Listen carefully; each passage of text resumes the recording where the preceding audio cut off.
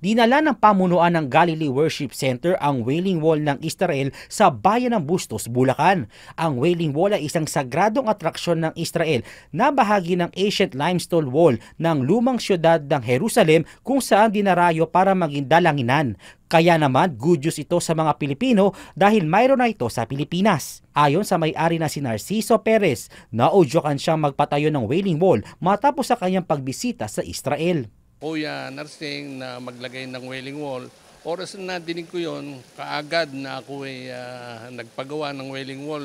Nakumbisi kaagad ako dahil yung hinihiling namin doon sa Wailing Wall nung kami nasa Israel, tinugong kaagad. Pinalibutan din ang nasabing pader ng mga bishop at pastor mula sa iba't ibang simbahan upang ipanalangin at pahiran ng langis.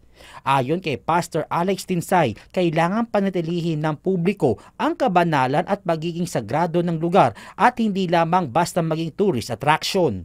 Ang Diyos nananahan sa Pilipinas, nananahan ng Diyos dyan.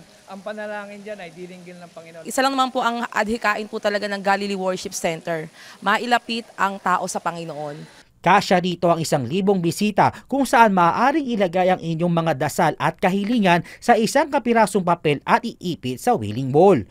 Makikita rin rito ang life-size image ni Moises habang nagdarasal sa Panginoon. Ikinatuwa naman ng Israel ang pagpapatayo ng Wailing Wall sa Pilipinas. It's another connection between the Philippines and Israel, and it's an opportunity for Filipinos to connect closer to the Holy Land and to the Holy Land. Masaya rin ang mga bisita sa pagbubukas ng Wailing Wall dahil mapapalakas ito ang pananampalataya ng publiko sa Panginoon. Yung pakikipag-usap mo sa Diyos, nandito na yun.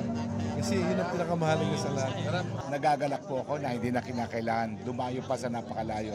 Libre ang pagpunta ng publiko sa Wailing Wall upang makapagdasal ng taimtim lalo pat nalalapit na ang mahal na araw. Bukod sa naturang Wailing Wall, may iba't ibang attraction ang resort na hango rin sa lugar at pangyayari sa Biblia. Christopher Tirambulo, Newslight.